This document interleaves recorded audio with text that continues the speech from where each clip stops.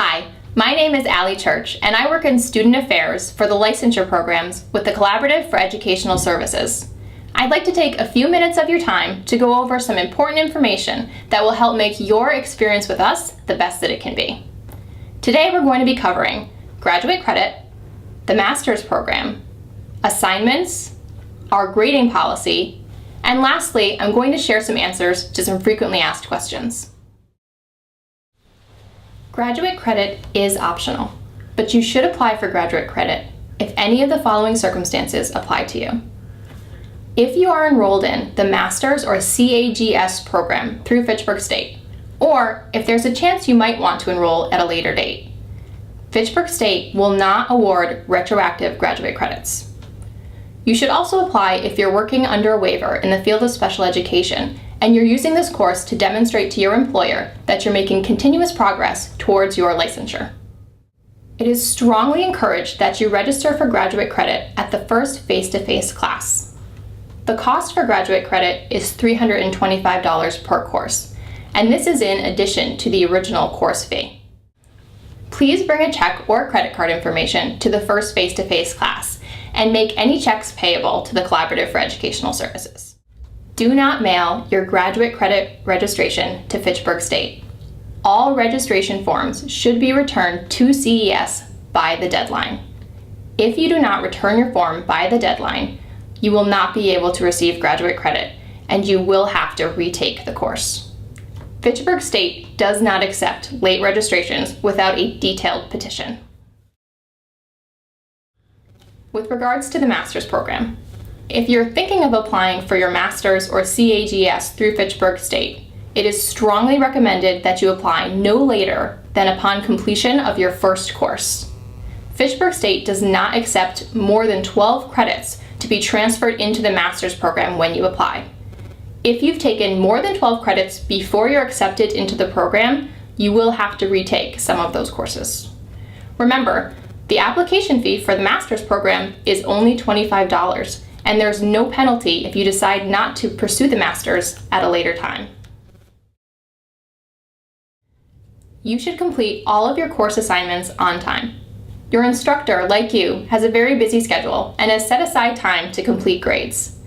You risk an incomplete grade if you have submitted 80% of your work and still have outstanding assignments by the time the course ends, or if you do not complete all of your pre-practicum work. If you have extenuating circumstances that prevent you from completing work on time, you should submit documentation of these circumstances before the end of your course. Your instructor may grant an extension. In that case, you must submit all of your work by the extension date, or you will risk a failing grade. You may also receive a failing grade if you have an incomplete at the end of the course and have not submitted documentation of extenuating circumstances by 4 weeks into the next Fitchburg State semester. Here are a few answers to some frequently asked questions. What if I miss a class? If you have to miss a face-to-face class, you should contact your instructor to make arrangements to make up the work. What if severe weather has been forecasted? If you're concerned about inclement weather, please call the number on the screen to find out whether your class was canceled. If the class was not canceled, we encourage you to use your best judgment to determine whether you can safely arrive at class. If you need to make alternate arrangements, please contact your instructor. Do I have to complete the pre-practicum work? Yes, pre-practicum work is a requirement whether you are registered for graduate credit or are simply taking the course as a licensure course. How do I withdraw from a course? You must submit withdrawal requests in writing. Please find our withdrawal form on the licensure webpage at the URL shown on your screen. How can I obtain a receipt for my course?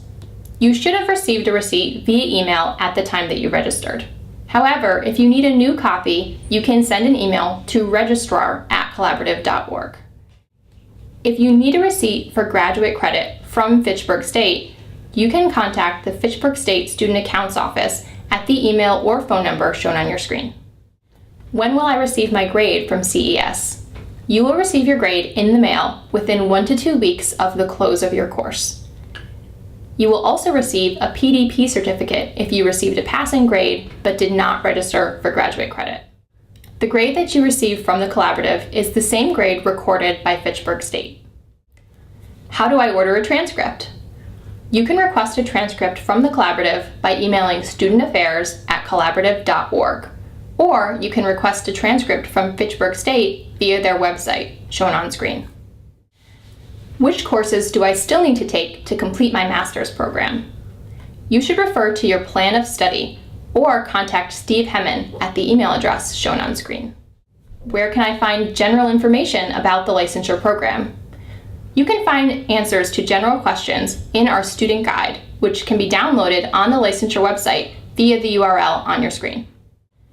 What should I do if I move, change jobs, get a new phone number, or update any other important personal information? Please send these updates to registrar@collaborative.org via email. It's important for us to have accurate and current contact information for all of you so that we can share updates and information as efficiently as possible. What if I need to talk to someone about my course or program for teacher licensure? If you have general questions about your teacher licensure program or course, please get in touch with Joyce Tapper-Benham.